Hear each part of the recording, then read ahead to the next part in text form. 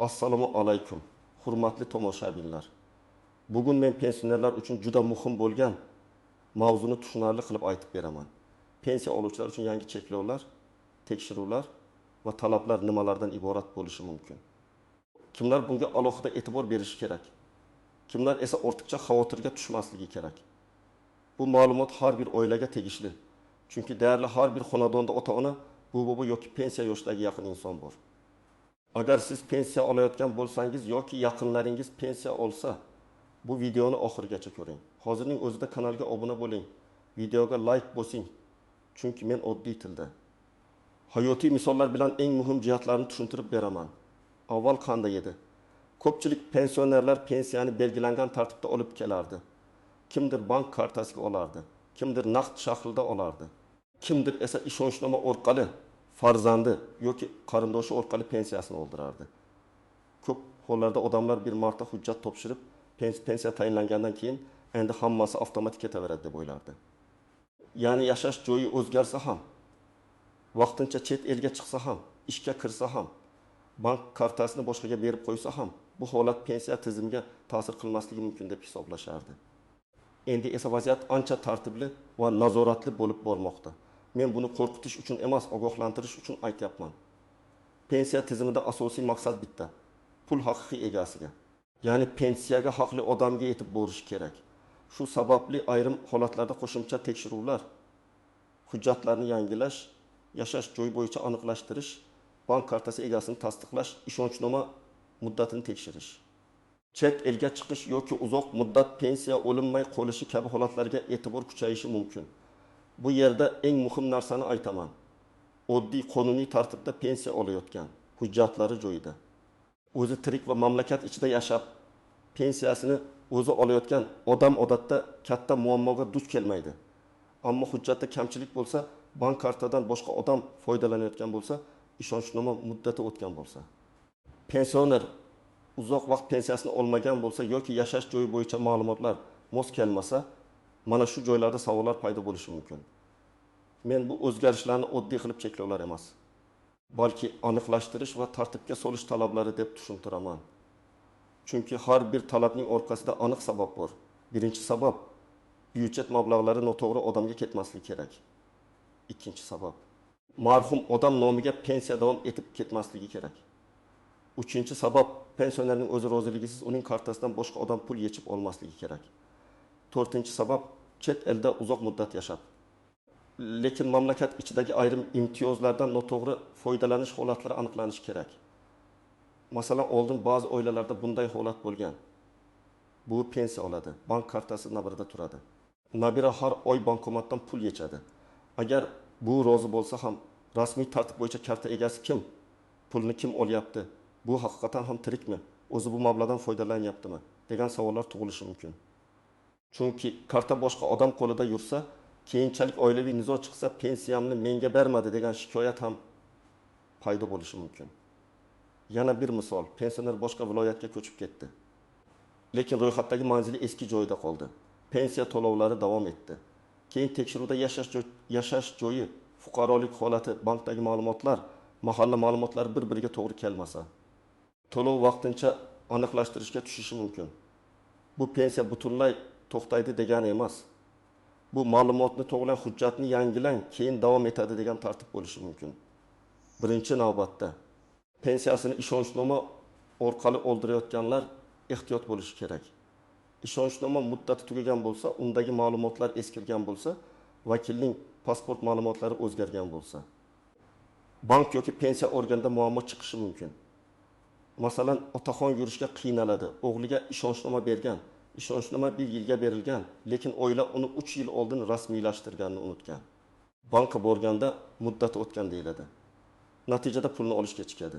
Bunday holatda ayb tizimda emas, hujjat yangilanmaganida bo'ladi. Ikkinchi guruh, chet elga uzoq muddatga ketgan pensionerlar. Masalan, pensioner farzandining oldiga Rossiya, Qozog'iston, Turkiya yoki boshqa davlatga ketdi. U 2-3 oy mehmon bo'lib qaytsa, odatda bir xil holat. Lekin uzoq muddat yashasa, pensiya olish tartibida qo'shimcha hujjatlar, tiriklikni tasdiqlash, yashash manzilini aniqlash kabi talablar bo'lishi mumkin. Men bunday odamlarga albatta oldindan pensiya bo'limi yoki bankdan rasmiy tartibni so'rab olishni maslahat beraman. 3-guruh bank kartasini o'zi ishlatmaydigan pensionerlar. Juda ko'p ota-onalar bolam yechib beradi deb kartani farzandiga berib qo'yadi. Ishonch bor, muammo yo'q deb ko'rinadi. Lekin amaliyotda shunday holatlar bo'ladi. Pensioner 1 million 200 ming so'm pensiya oladi. Farzandi har oy yechib oladi. Lekin otaga faqat 500 ming so'm beradi. Qolgani dori oldim, kommunal to'ladim deb tushuntiradi. Keyin oilada kelishmovchilik boshlanadi. Shuning uchun pensioner imkon qadar kartani o'zida saqlashi, PIN kodni hech kimga aytmasligi, pulni o'zi nazorat qilishi kerak. 4-guruh nogironlik pensiyasi yoki boquvchisini yo'qotganlik pensiyasini oluvchilar. Bu turdagi to'lovlarda hujjatlarning amal qilish muddati, tibbiy xulosa, o'qish joyidan ma'lumotnoma, oila tarkibi kabi masalalar muhim bo'lishi mumkin. Masalan, boquvchisini yo'qotganlik pensiyasini olayotgan talaba 18 yoshdan oshgandan keyin kunduzgi ta'limda o'qiyotganini tasdiqlashi talab qilinishi mumkin. Agar u o'qishni tashlab qo'ysa yoki sirtqi bo'limga o'tsa, to'lov shartlari o'zgarishi mumkin. Shu narsani bilmaslik keyinchalik ortiqcha to'langan pulni qaytarish talabiga olib keladi. Agar siz yoshga doir pensiya olayotgan bo'lsangiz, pasportingiz yoki ID kartangiz amalda bo'lsa, yashash joyingiz bo'yicha ma'lumotlar to'g'ri bo'lsa, pensiyani o'zingiz olayotgan bo'lsangiz va bank kartangiz o'zingizda bo'lsa, odatda xavotirga asos yo'q. Yangi tartiblar ko'proq shubhali. Chalkash yoki hujjati to'liq bo'lmagan holatlarni aniqlashga qaratiladi. Masalan, 38 yoshli onaxon Toshkent viloyatida yashaydi. Pensiyasi har oy kartaga tushadi. Kartadan o'zi do'konda foydalanadi. Kerak bo'lsa bankomatdan o'zi yechadi. Pasporti yangilangan, telefon raqami o'z nomida, mahalladagi ro'yxati joyida. Bunday odam uchun pensiyamni to'xtatib qo'yishar ekan deb vahimaga tushish noto'g'ri.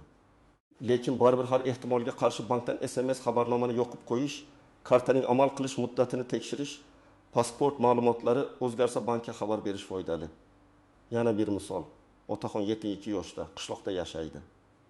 Pensiyani har oy pochta orqali yoki bank orqali oladi. U hech qayerga ko'chmagan, hujjatlari joyida oilasi bilan yashaydi. Bunday holatda asosiy vazifa oddiy. Ma'lumotlar o'zgarsa vaqtida xabar berish. Yangi talablar to'g'ri yashayotgan odamga jazolash uchun emas, tizimni tozalash uchun kerak. Keling, bir nechta aniq vaziyatni ko'rib chiqamiz. Birinchi vaziyat, pensioner har oy 1 million 500 ming so'm pensiya oladi. U 3 oy davomida kartadan umuman foydalanmaydi. Sababi u kasalxonada yotgan yoki boshqa shaharda bo'lgan bo'lishi mumkin.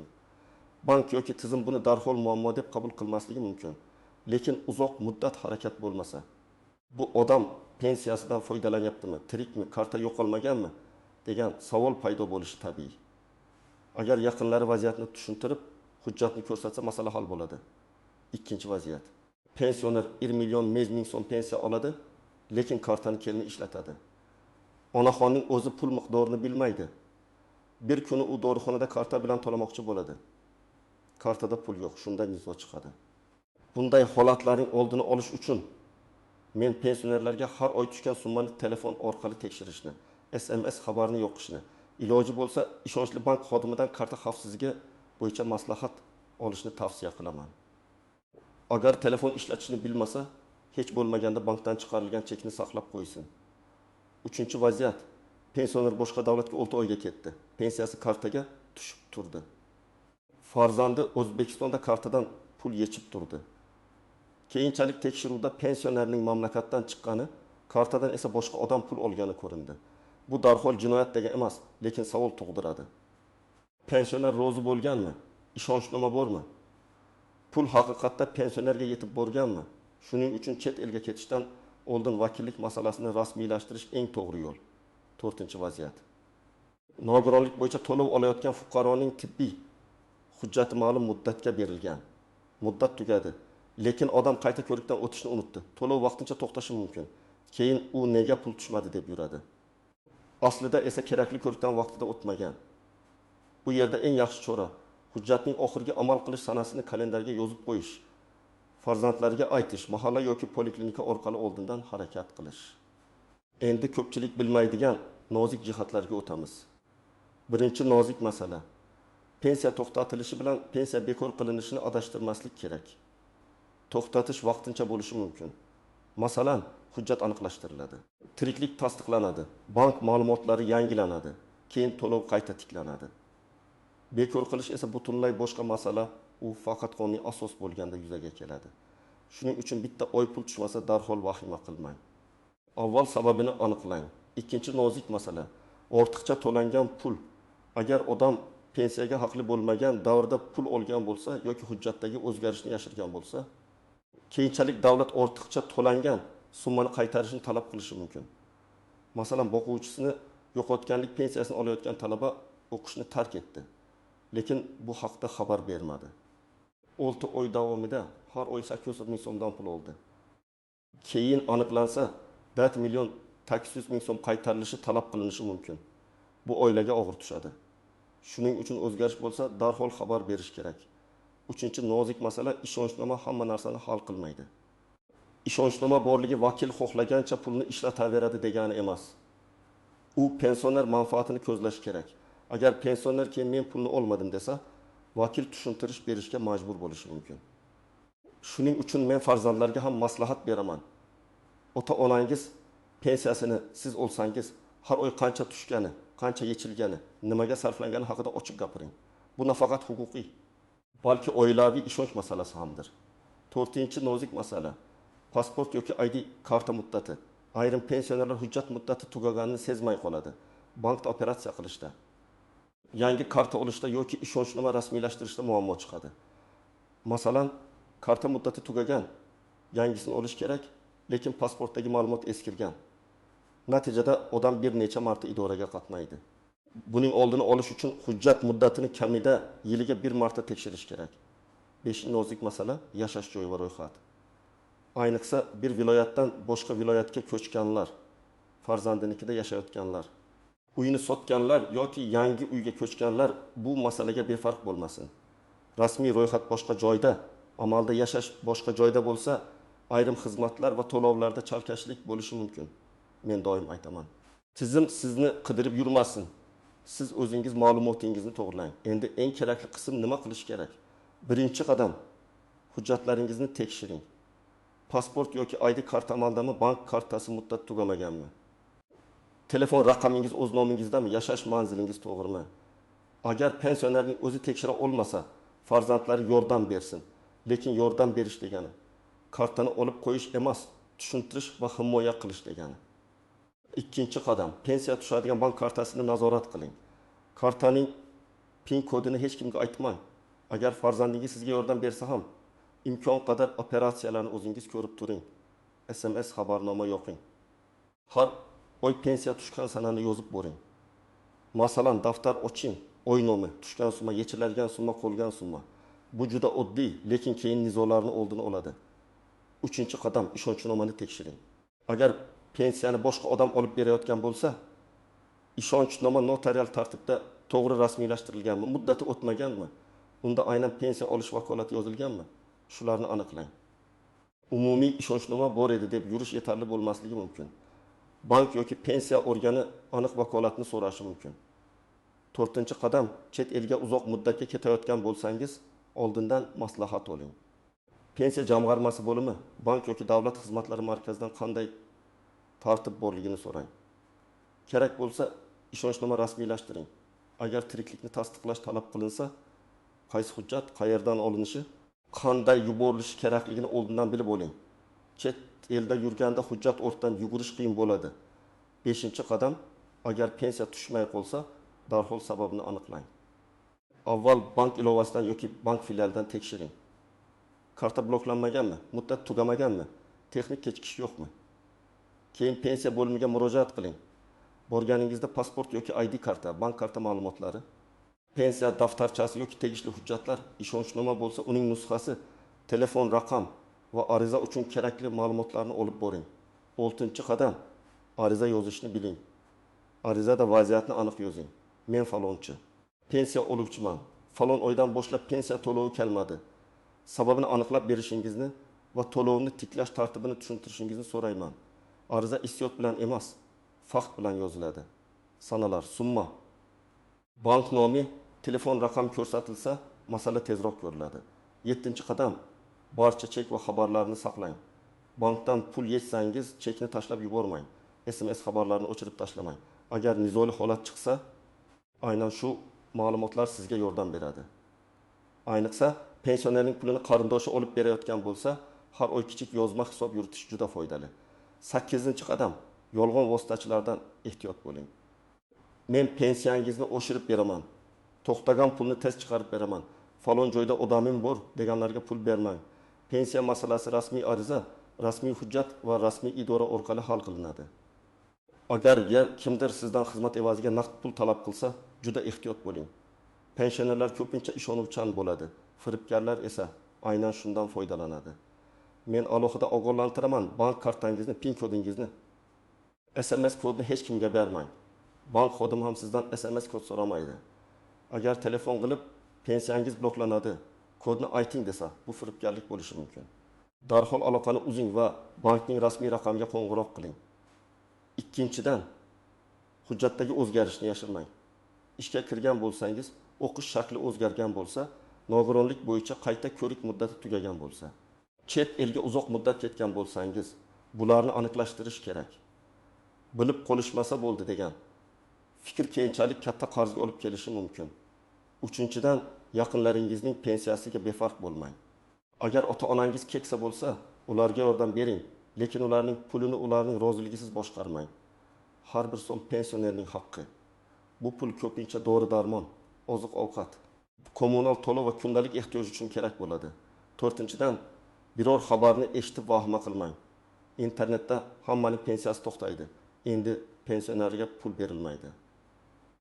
Yangi taqiq chiqdi degan gaplar ko'p tarqaladi. Men sizga maslahat beraman.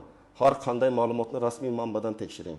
Pensiya jamg'armasi, bank, davlat xizmatlari markazi yoki rasmiy hukumat kanallari orqali aniqlik kiriting.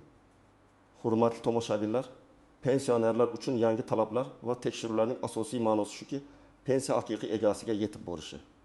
Hujjatlar tartibli bo'lishi. Ortiqcha va noto'g'ri to'lovlar oldi olinishi kerak. Kimning hujjati joyida, kartasi o'zida, yashash ma'lumoti to'g'ri va pensiyani o'zi olayotgan bo'lsa, vahimaga tushmasin. Lekin ishonchnoma.